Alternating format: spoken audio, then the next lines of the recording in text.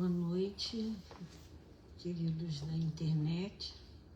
Prazer estar aqui e vamos dar início a essa... Tá baixo. Tá. Vamos dar início ao nosso bate-papo, né? Não é palestra, é um bate-papo. Então nós vamos falar sobre as curas de Jesus e depois vamos falar sobre os cegos. Sabemos que Jesus fez muitas curas, mas o foco de hoje é sobre os cegos. Um minutinho, porque eu preciso de cola. Bom, vamos lá. Primeiramente, nós vamos falar o que significa, de acordo com o Espiritismo, as curas de Jesus, tá? Tudo isso que eu vou falar, bem simples, não indo profundamente, porque também não tenho nem condições de fazê-lo, está tudo na nossa codificação. A Gênese, que aborda mais esses assuntos, e alguns outros livros que depois eu vou falar. Então, vamos lá. Então, segundo o Espiritismo, Jesus, como um ser integral, divino, penetrava com facilidade na emblemática do ser. Seu olhar percussiente, adoro o Espiritismo porque eu aprendo tantas palavras, penetrante, profundo, alcançava o cerne, o âmago, a essência da criatura, e ali identificando os reais conflitos e dos reais também distúrbios emocionais e psíquicos, a origem, né? E também a origem no sentido quando aconteceu, a época que ocorreram, que poderia ser coisas de vidas passadas, como da vida normal, atual. As curas com Jesus tinham como finalidade não só curar o corpo físico, mas também a alma, o espírito doente, visando não só a regeneração física, mas, acima de tudo, o corretivo espiritual. A alma, o espírito, é a sede originária, é a origem das enfermidades. Jesus sempre nos dava a ideia de sermos um ser integral. Espírito, a mente, o corpo físico e o coração, os sentimentos. As curas aconteciam pela substituição de uma molécula malsã, doente, por uma sã, sadia. Primeiro acontecia no perispírito e depois no físico. Vocês sabem que tudo é interligado, somos uma coisa só. Somos três em um. O Espiritismo esclarece como a energia magnética opera modificações nas propriedades das substâncias materiais do corpo físico, donde o efeito curativo da ação magnética convenientemente dirigida e que a vontade também desempenha um papel capital nesse processo. Então, tinha a cura magnetizada por Jesus. Ai, gente. Mas aquilo operava, Jesus já estava sempre distribuindo, ele era o fluido de de coisas boas, ele era um amor. Por onde ele passava, só aquele amor imenso que ele sentia pela humanidade já curava muitas pessoas, dando aquele ânimo, fortalecendo, mostrando. Às vezes não falava, não precisava palavras para dizer, mas as pessoas acompanhavam o progresso, acompanhavam o movimento e dali já obtinham curas. Muitas pessoas obtiveram curas dessa maneira. Então, mais uma vez, isso é muito importante. A vontade é o atributo essencial do espírito e é a alavanca que ajuda na cura. Jesus, na sua sabedoria imensa, estimulava e esperava que as pessoas quisessem se curar. Ele não chegava lá e falava, você vai se curar agora. Não, ele esperava que as pessoas viessem até a ele, que tivessem essa vontade, essa fé, essa confiança para chegar até ele e pedir a cura ou ser curado. Bom, então, isso é bem apenas uma pegadinha só, porque é um estudo muito bonito mesmo. Eu gosto muito. Então, nesse simplicidade aqui, eu li Jesus e o Evangelho à luz da psicologia profunda, de Joana de Ângeles e Divaldo Franco, a Gênese, de Allan Kardec, no capítulo 14, capítulo 15, tem um grande estudo sobre esse assunto. E no livro dos Médios, na segunda parte, capítulo 8, no item 31, especificamente vem explicando sobre esse assunto, também de Allan Kardec. Então, agora, eu penso que está tudo bem. Nós vamos falar sobre os cegos. Peraí, aqui. A cura de um cego de nascença. Eu retirei da Bíblia, mas em todos os livros que eu estudei, que foi a Gênese e o Aed, depois eu vou falar dele, é igualzinho, só que aqui facilita por causa dessas divisões dos versículos. O outro era tudo por extenso. É bom, a gente vai procurando a adaptação que a gente consegue, né?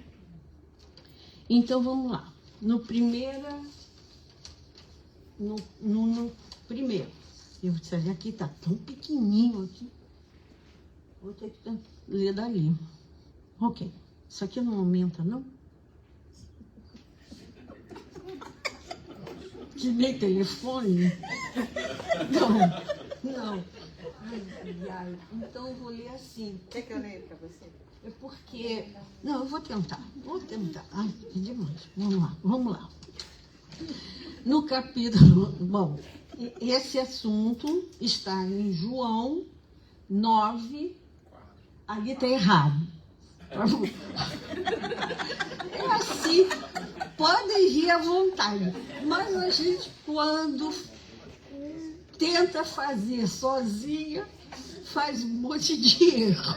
Mas ainda bem que eu tento fazer sozinha. Já é um bom.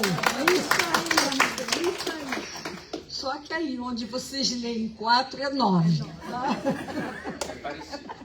É parecido. Também para enxergar na Bíblia é difícil, umas letrinhas muito pequenininhas, mas tudo bem, dá tudo certo. Então vamos ler no capítulo 9. Vamos lá, eu vou ter que ir lá. Então vai. Não, eu falo que é por causa da internet. O pessoal já desligou, fica tranquilo. É, pode ser. Você quer sentar aqui na frente para todo mundo? Aqui de trás eu consigo ver melhor. Deixa eu então já adiantar. Você vai ler do 1 até o 5, por gentileza. Tá bom. Cura de um cego de nascença, capítulo 9. E passando Jesus, viu um homem cego de nascença. E os seus discípulos lhe perguntaram, dizendo: Rabi, quem pecou, este ou seus pais, para que nascesse cego? Cadê o 3? Ah, 3. Jesus respondeu: nem ele pecou, nem seus pais, mas foi assim para que se manifestem nele as obras de Deus. Convém que eu faça as obras daquele que me enviou. Enquanto é dia, a noite vem, quando ninguém pode trabalhar. Enquanto estou no mundo, sou a luz do mundo. Pronto. Ok. Então agora vamos fazer uma pequena explicação desses 5 versículos. 5 versículos. Primeiramente, a cegueira do rapaz não era. Antes disso, no número 2, né, quando os discípulos falaram, né, quem pecou, seus pais ou ele, né, já estava ali mostrando o início do aprendizado dos próprios discípulos a respeito de reencarnação. Isso não está muito explicado nos versículos, mas existe uma explicação a respeito. Não estou falando à toa não, tá bom? Então, o importante disso era que a cegueira não era nem expiação para ele e nem provação para os pais. Tratava-se de uma missão. Olha que bonito. O espírito assumira no mundo espiritual o compromisso de nascer cego a fim de dar testemunho público de que Jesus era o Messias prometido. O cego seria um instrumento do poder de Deus. O cego de nascença exemplifica os diferentes tipos de cooperadores que Jesus Cristo requisitou para auxiliá-lo na execução da sua divina missão. Ele necessitava de pessoas para poder mostrar as obras de Deus, né? Jesus era aquele filho de Deus que se incorporizou, e já era Cristo, para poder passar esses ensinamentos para nós todos, para a humanidade, até hoje, ou sei lá até quando essa beleza do Evangelho estará junto com a gente. Para mim, pela eternidade. Jesus tinha um trabalho a executar em nome de Deus. Enquanto era dia. O que significaria isso? Quando surge o momento certo do que tinha que acontecer. Às claras, sobre a bênção da paz e da alegria do encontro do mestre com um discípulo. E da alegria de chegar o momento de quando a pessoa está pronta para receber a cura, para desejar a cura e ser curado. Como eu falei anteriormente, é a vontade que vai alavancar a pessoa a resolver, desejar e querer ser curada. Então Jesus falou: enquanto estou no mundo, eu sou a luz do mundo. Mas aí ele falou também: a noite vem quando ninguém pode trabalhar. O que seria isso? A noite vem. Era o símbolo das limitações espirituais dos fariseus. O orgulho, prepotência, preconceitos,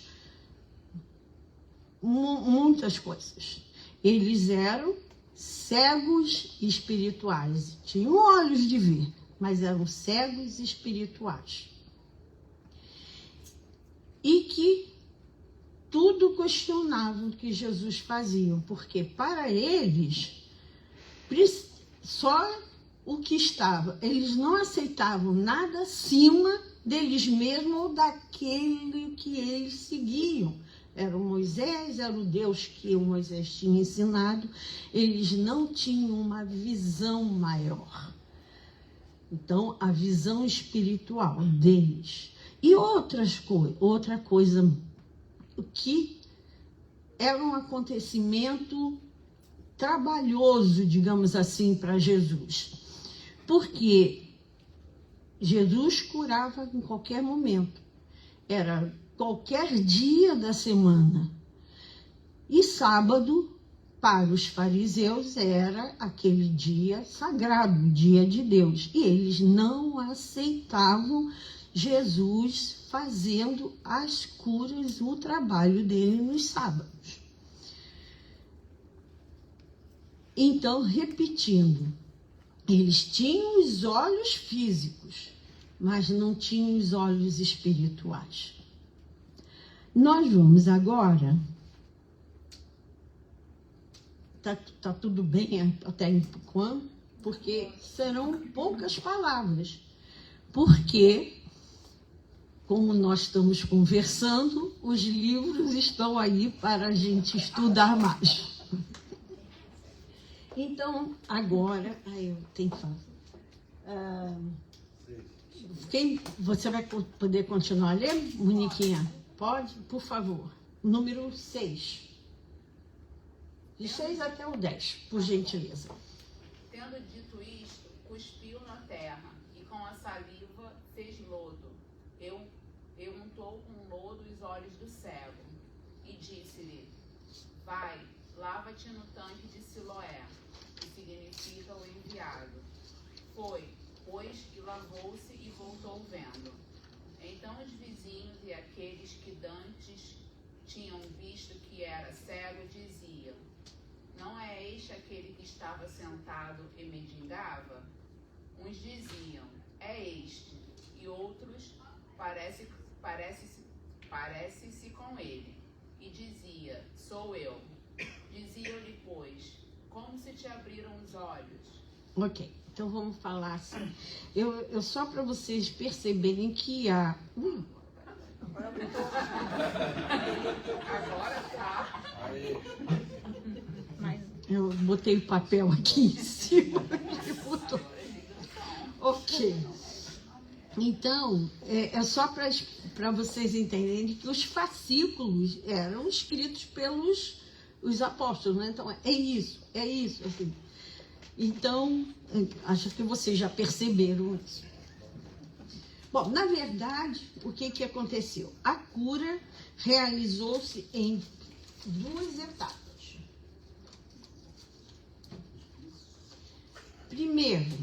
Primeira etapa, desobstruiu estruturas biológicas da visão por estarem paralisados por muito tempo. Como? Jesus fez um cataplasma com a terra, a poeira, e a saliva dele.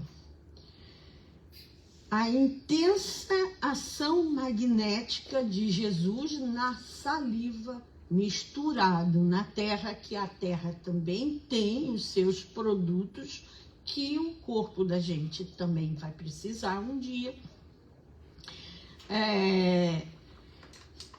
E esse cataplasma era chamado lodo pelo povo, porque ele passou nos olhos do rapaz para que devagarzinho fossem desobstruindo as moléculas que estavam paradas por muito tempo pela cegueira e por serem bem lentas para não causar trauma na visão que estava se recuperando.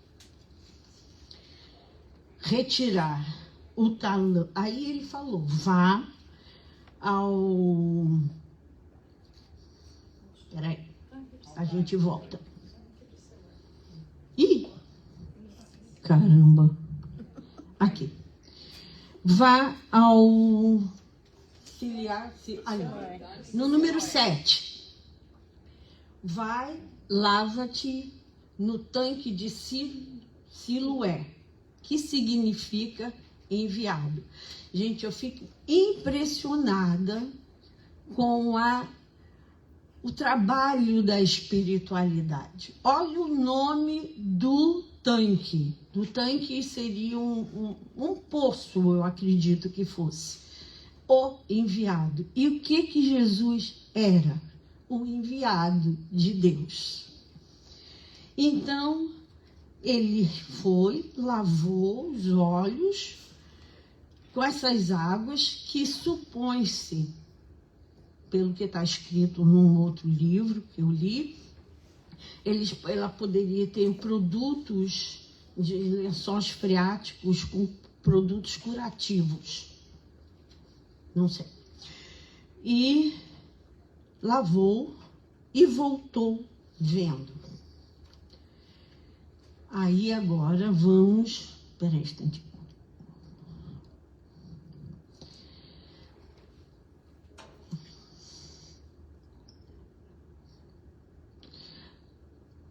Voltando para o 8, né? Então os vizinhos viam, é aquele que era cego, que ficava pedindo esmola. E ele dizia, esse é o mesmo, mas agora eu vejo.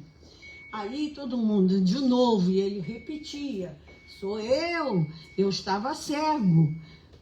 E aí as coisas foram acontecendo. É um carro lá fora. Diziam-lhe, pois...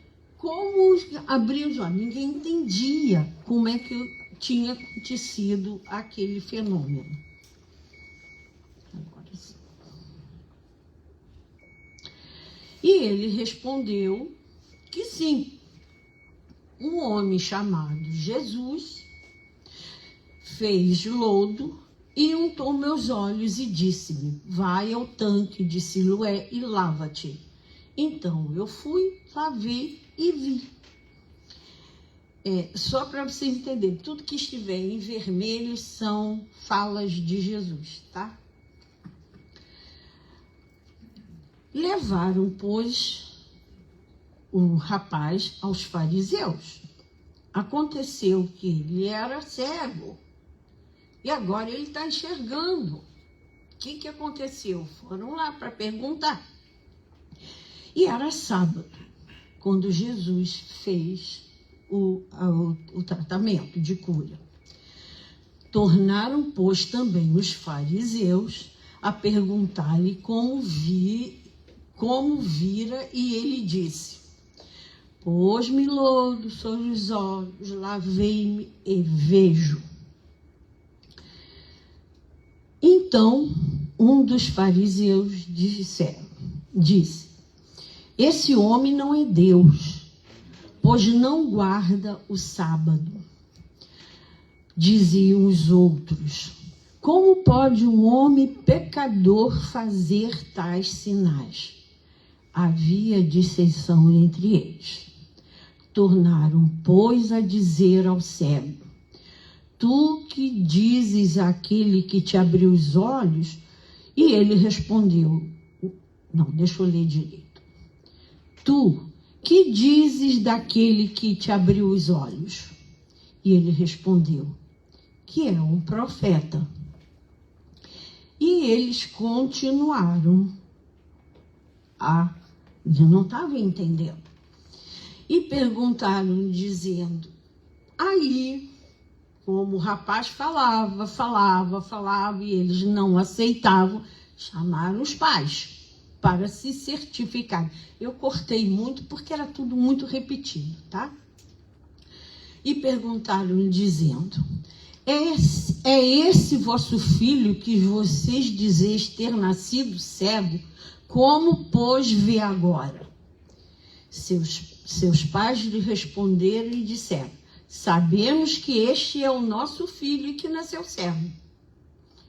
Aí continuam: repete, o seu filho nasceu cego, agora vê. Mas como agora vê, se não sabemos quem tem aberto os olhos? Não sabemos. Os pais responderam: ele tem idade para responder. Pergunta a ele mesmo. Ele falará por si. Por que isso? Porque se os pais, ou qualquer outra, meu pai amado,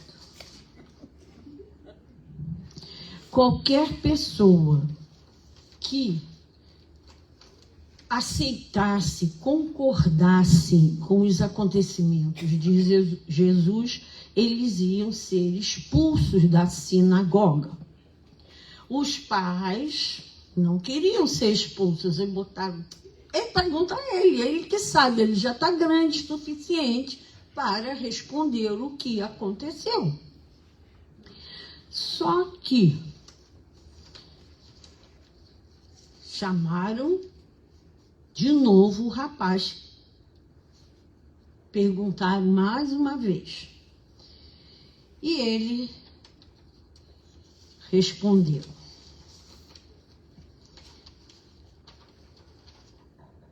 Ai, me perdi aqui, desculpe.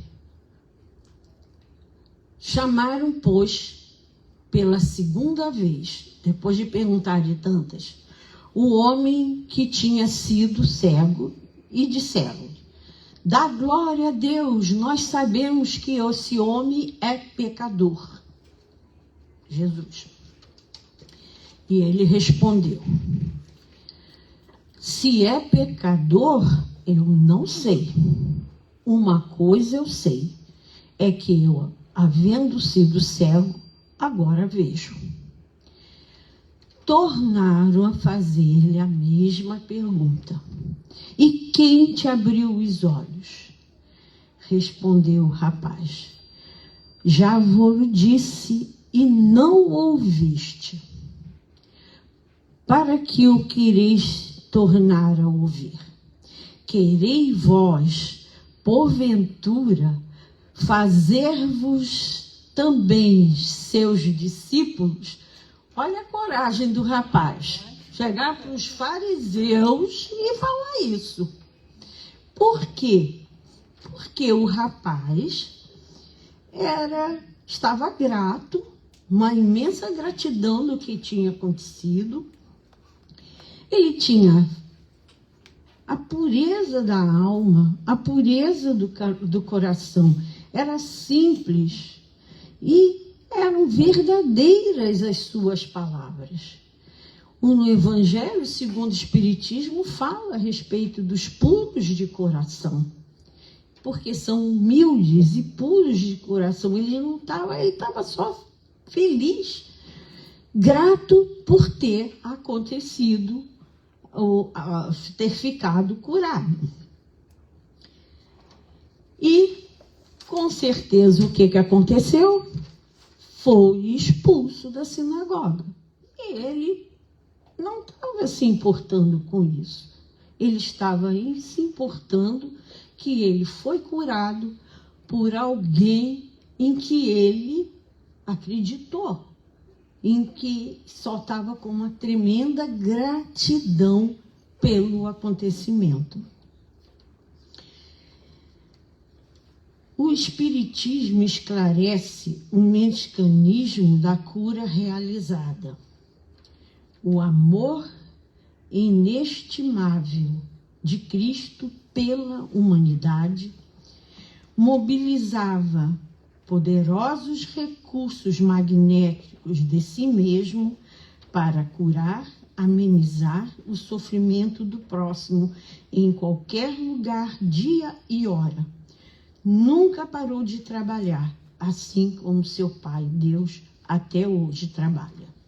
Cegos, coxos, paralíticos, obsidiários, leprosos, letárgicos, Lázaro e a filha de Jairo. Para Cristo, ele não se importava a quem era, a condição, era um ser humano, um irmão dele que necessitava de ajuda. Poderiam ser os miseráveis, os pobres, os ricos e até os fariseus, porque Jesus também trabalhou e ajudou e curou. Não sei o nome deles, já me esqueci, mas tem isso na nossa literatura. E aí, o homem respondeu e disse: nisto, pois, está a maravilha que vós não saibais de onde ele é, e contudo me abrisse os olhos. Olha, sinceramente, a audácia do rapaz, e sem medo, ele falou aquilo do coração dele, da verdade, de gratidão. Ora, nós sabemos que Deus não ouve pecadores, escuta pecadores, mas se alguém é temente a Deus e faz a sua vontade, a esse ouve.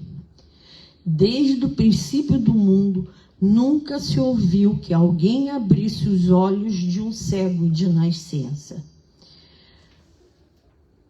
No 35, Jesus ouviu que tinha expulsado e, encontrando-lhe, disse-lhes: crês tu no Filho de Deus? E ele respondeu e disse: quem é ele, Senhor, para que eu nele creia? Jesus respondeu: tu já o tens visto, é aquele que te fala. Ele disse: creio, Senhor, e o adorou. Aí vem mostrando a forma de gratidão de que aconteceu do cego de nascença. Então, para finalizar, este cego, e disse-lhe Jesus: eu vim no mundo para o juízo, a fim de que os que não veem, vejam. Os cegos físicos comecem a enxergar as maravilhas, os ensinamentos que Jesus começou a passar e começou a ver o mundo espiritual que ele ensinou. E os que veem sejam cegos. O que significa? Os que têm olhos de ver fisicamente, mas têm a cegueira espiritual. Eles não enxergam porque estão nas ilusões, naquelas crenças que ficam enraizadas. Eles não querem transformar, não gostam de ver, não gostavam de ver uma nova verdade. Eles não aceitavam, como eu falei antes, ninguém superior a eles. E Jesus ele não precisava brigar. Jesus não brigava, às vezes brigava, mas ele mostrava o caminho a seguir. Então, sobre esse cego, agora estão aqui a bibliografia, o estudo aprofundado da doutrina espírita, livro 3, módulo 4, roteiro 4. É muito bonito esse livro. É um livro de estudo, né?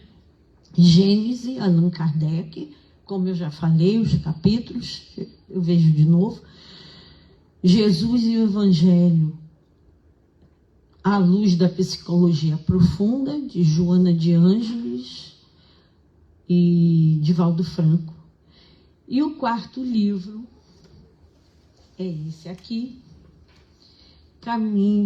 Pelos Caminhos de Jesus, Joana de Ângeles e Divaldo Franco.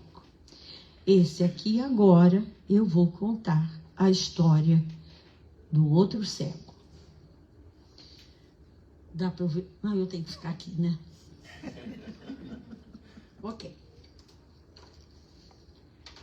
Vou mostrar para vocês esse livro. Lindinho, mas é muito lindinho mesmo. Pelo espírito de Amélia Rodrigues, Pelos Caminhos de Jesus. Bati aqui. Okay. Ela é uma poetisa, escreve lindamente e vai contando as histórias que aconteceu no Evangelho, né, de Jesus, mas com uma poesia, com uma suavidade e faz a gente... Eu viajo quando ela vai falando, eu me sinto lá naquele lugar.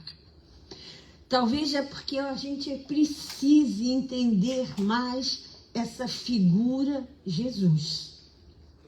E é assim que eu vou treinando para me melhorar mais um pouquinho, né? Então, vamos lá. Bom, Jesus acabou de atender o cego de nascença e continuou. Jesus não parava, ele andava quilômetros, ia para um lugar, ajudava, ia para um lugar e voltava. Então ele estava sempre caminhando, como falei, não parava, era dia, noite, não importava ser o dia da semana. O objetivo dele era atender as pessoas e curar o espírito da pessoa, porque Jesus queria mostrar que nós somos um ser integral, igual a Ele, nós somos uma unidade. É o espírito, que é a mente, o coração e o físico, nós somos um só. Vamos lá. Jericó recebia-o com entusiasmo.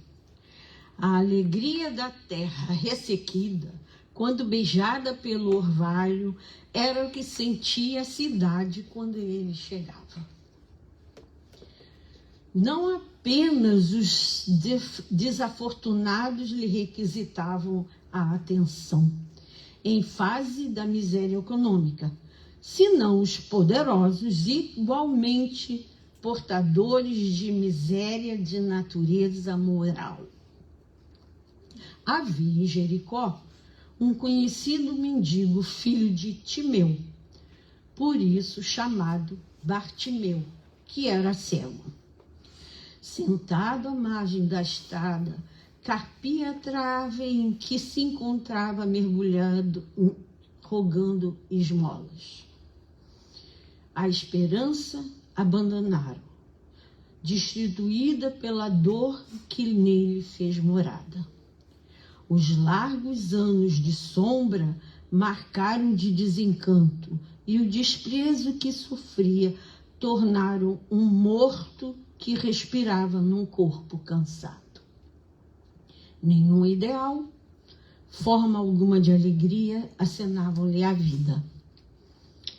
A marcha dos desiludidos é sempre assinalada pela sombra mesclada de sombras. Não, porém, naquele dia. A notícia da chegada de Jesus à cidade deixara-o excitado, expectante. No máximo, a amargura luzia-lhe uma claridade de esperança. um fiapo de fé que passou a constituir-lhe um estímulo que já não conhecia há muito tempo. Seu corpo vibrava, ele sentia algo diferente, ele se sentia vivo. Estava mergulhado nessas reflexões de alento quando escutou a multidão pronunciar o nome Jesus de Nazaré.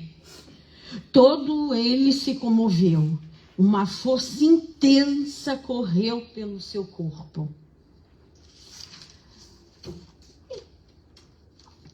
Aquela era a oportunidade e última.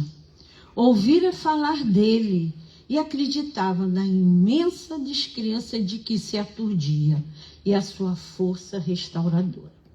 Rompeu o silêncio e a voz em desespero gritou de sua boca com toda a força que ele tinha: Jesus, filho de Davi, tem piedade de mim.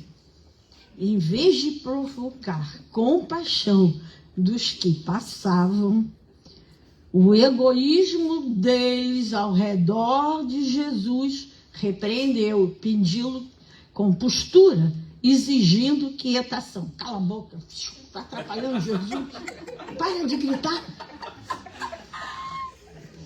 O infeliz, todavia, sem temer as reclamações dos que estavam ali, com toda a coragem dos desesperados, prosseguiu rogando: Jesus, filho de Davi, tem piedade de mim.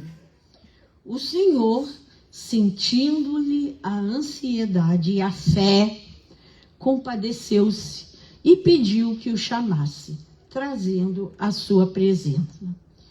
Mudara a paisagem emocional.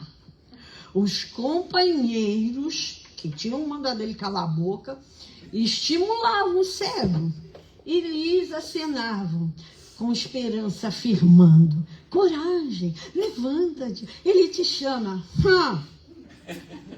Desejavam mais um fato, uma situação, um acontecimento, do que realmente um processo verdadeiro de cura.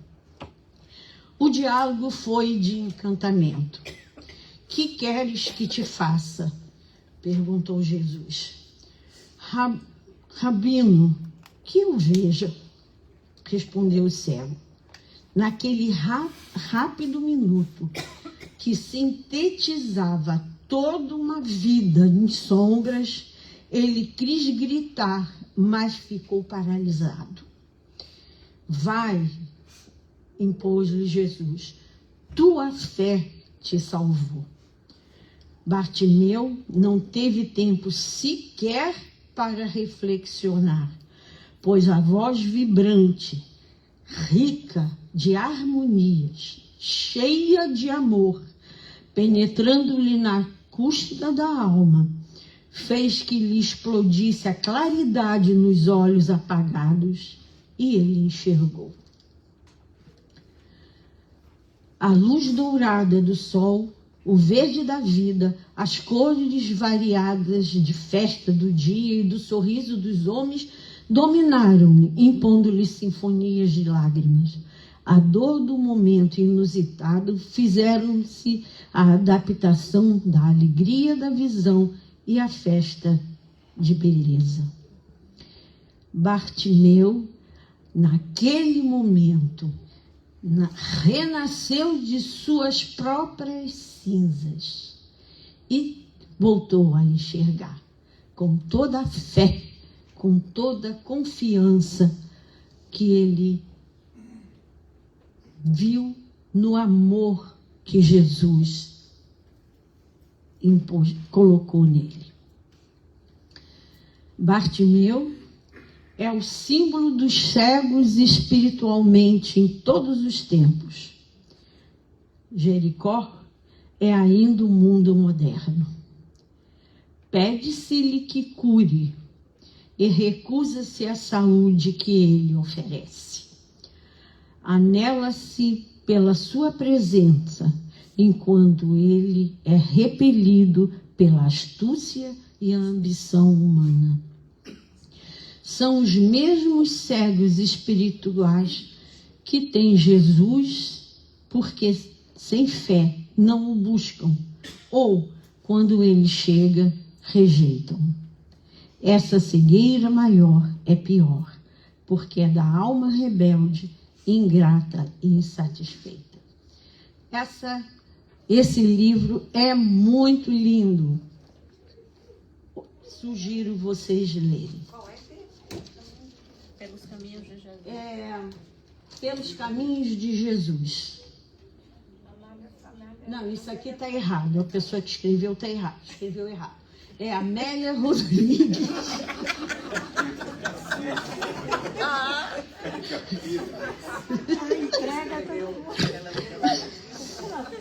Amélia Rodrigues, pela psicografia de Edivaldo Franco.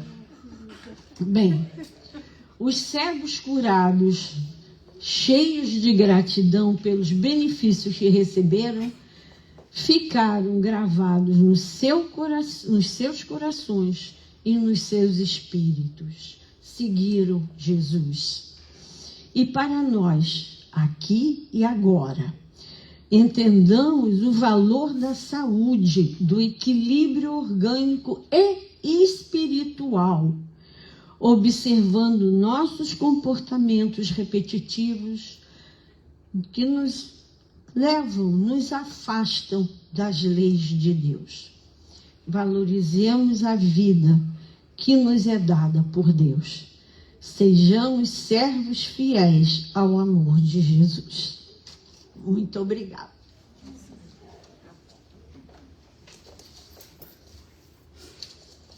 Muito papel.